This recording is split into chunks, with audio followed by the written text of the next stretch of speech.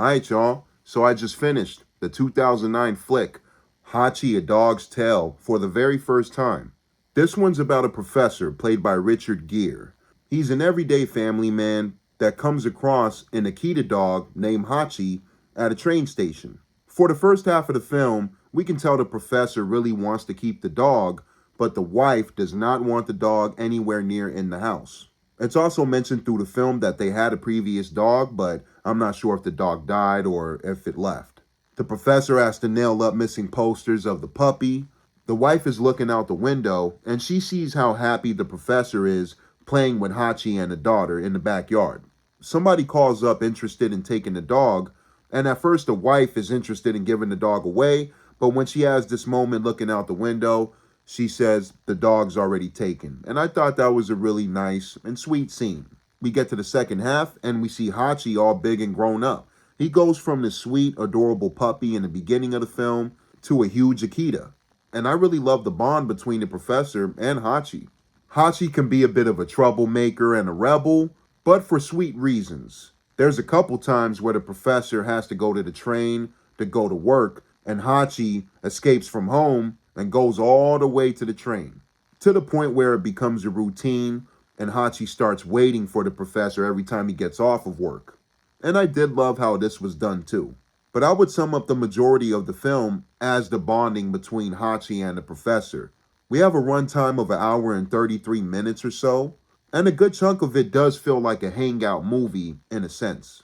There's not a ton of action or a ton of crazy things popping off, but I really enjoyed this film for how quiet, somber, mellow, and how calm this film is. Having said that, when we get to the third and fourth act, this movie does turn into a tearjerker.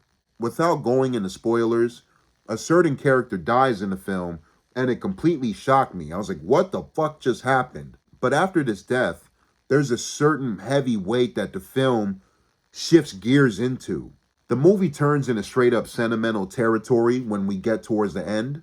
But overall, I thought this was a great watch. Solid performances all around. Richard Gere's very likable as the professor, has a nice sense of humor. Joan Allen puts in a pretty good performance as the wife. I thought she did a solid job. Joan also has one of the more heavy-weighted scenes in the movie. There's one specific scene towards the end of the flick, and it's very, very tough to get through. Jason Alexander, George from Seinfeld, he plays the train conductor at the station, and his character was a little weird for me because there were times where I was thinking, is he supposed to be a scumbag? And then there's other times where I'm thinking, no, that was a pretty nice move, or that was a cool thing you did. So his character was a little conflicted for me. But overall, good performance from Jason Alexander. I almost forgot an actor that I'm a fan of, Eric Vari. You probably seen his face a couple times. He was in The Mummy with Brendan Fraser. He's more of a supporting role, but I really liked his character in here. He plays the hot dog vendor. I thought his character brought a nice warmth to the movie as well. But I thought Cary Hiroyuki Tagawa stole the show. He plays a friend of the professor, he's a Japanese man, and he has a really cool and suave style to his character through the film. And he also has my personal favorite scene of the whole movie. Near the end of the film, without going into spoilers again, he talks to Hachi in Japanese, because I believe the Akita dog originates from Japanese culture.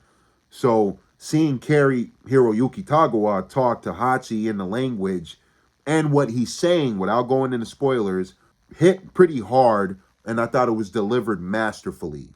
I like the black and white POV shots from Hachi's point of vision, and the overall direction was pretty cool. There's a sequence where Hachi's getting older, and we see the leaves behind him falling off, like each fall passes by, and a couple years pass by, and I thought this sequence was done very well.